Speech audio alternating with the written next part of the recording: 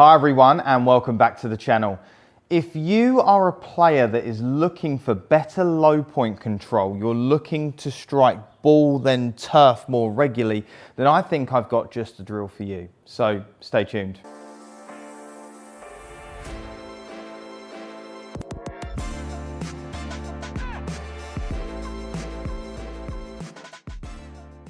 So in this video, I'm going to go through one of my favorite drills to help players get their weight more forward. Also, when should we get it more forward, and really help you strike ball then turf more regular. And one of the things that I often see from my students when they come in for lessons is I will see them ride their pelvis off to the right far too much. And even if they do recover from here, it will all be too late. So what I mean by that is this. At address, we would want somewhat around 55–60% of our weight on our front foot. And as we move the club back, you're going to start to move that pressure running a little bit more through your right leg. Now, what's important to remember is I'm turning, my arms weigh something, the club weighs something. So from a pressure point of view, of course, there's going to be a little bit more running through my right leg. That doesn't mean I've got to start to move off the ball an excessive amount.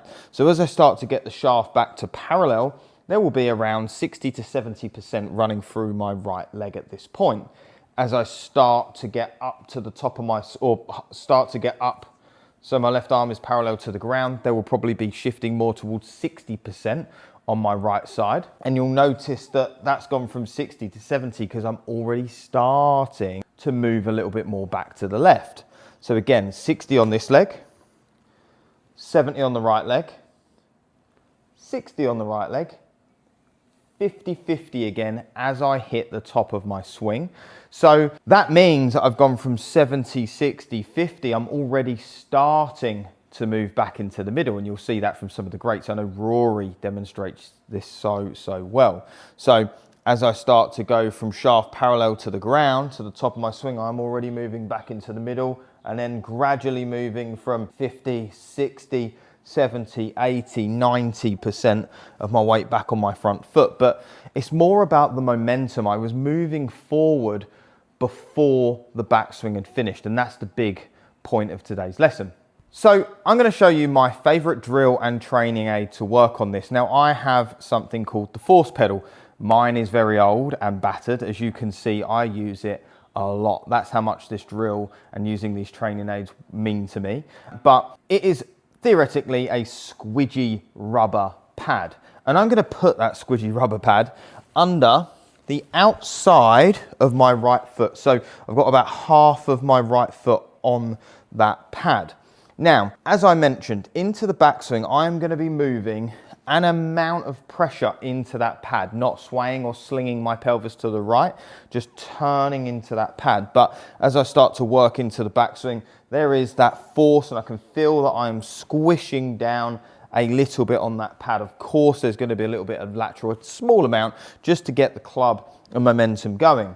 But again, from here, as I get back to shaft parallel, my job is to kick off the pad. I'm going to be pushing away from that pad, which is going to get me back into the middle, already shifting into this leg, already shifting my pressure through that knee and continually pushing forward. Again, the problem that I see a lot of guys make is as they start to move to the top, they will just keep pressing that pad, keep pressing, keep pressing, keep pressing, keep pressing, and they will just get back so late. So I would say from a pressure point of view, and I'm quite lucky because I did own force plates for a little while and was very fortunate to speak to some of the leading biomechanics and force production people on the planet. And into the downswing, we would want maximum pressure back into that lead knee with an iron shot by the time my left arm is parallel in the downswing. So I'd be on my right side, and by the time I'm left arm parallel in the downswing, I would want maximum force back into that left leg, ready to extend and rotate through the ball. And not only moving forward is moving my strike point more after the golf ball, I'm also able to push into that leg and extend out again. And as I extend out, I am able to release that club back down towards the ground, meaning I'm going to get maximum club head speed. So I thought it'd be quite cool to hit a few shots and demonstrate this. Now, on my TrackMan here, we can see a few things. We can see low point control, so that means how many inches after the golf ball my club starts to be at its lowest point. So for example, the club is at its highest point here, and as it comes down, it will be at its lowest point. Now we don't want the lowest point to be before the golf ball. We want to collect the golf ball and have its lowest point just after. So you can see here, I hit a shot a moment ago and it says 4.7 after. I hit after that golf ball. And my angle of attack will somewhat mirror that, because as I start to come down, we are going to measure the angle of descent into that golf ball. And I've just chucked club path there as well, as you might see that change as we change what we're doing. So what I'm going to do is the very first shot I'm going to hit, I know it's difficult to see from that direction, but what I'm going to do is I'm going to ride over this right side and I'm going to stay there for too long, and let's just take a look at what happens.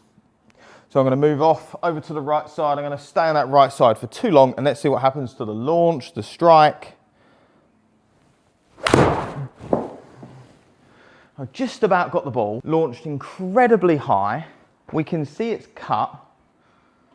Hasn't gone particularly far, because I'm sure I added lots of loft on that. And here we go. We can see that I struck fractionally B for behind the golf ball, B for behind, and I didn't hit down on the golf ball. My attack angle was 0. I just swept that off the surface. So on that one again, I went off to the right side for as long as I could, and then I hit the ball, and you can imagine there the fly. I cut across the ball by 5 degrees, so not a very good one.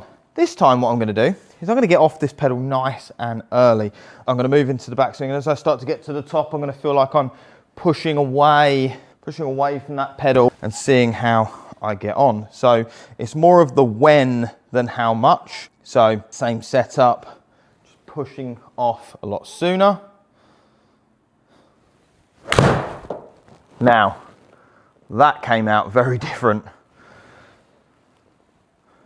Way further. As you can see, flown the green.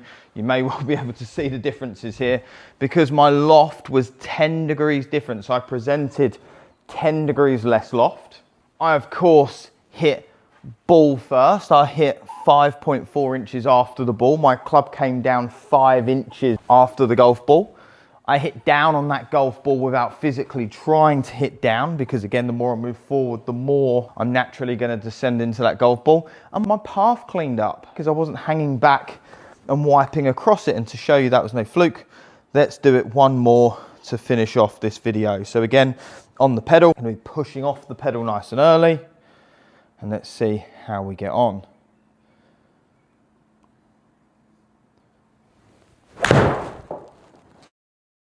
Pulled that one a little bit more, but you can see the shape. Very similar loft. Pulled that one quite a bit actually. But again, very similar. Path a little bit more from the inside that time. Low point identical. And that's what I would say you would see from elite ball strikers. You will see that low point be in the same sort of spot every single time. That's what makes us, I've regarded myself as a good ball striker there, but makes us consistent and predictable. That we are going to hit those numbers more and more regular. So again, a really nice strike, maybe left the face open a touch. Let's see what that low point was. 4.3 after the golf ball, path relatively neutral again. So you can really see the influence of moving back into the middle early enough and how that's helping me compress and strike ball then turf. So I hope you found this video helpful. If you did, if you can give it the thumbs up, and if you would subscribe, it would really mean a lot. Thanks, I'll see you all soon.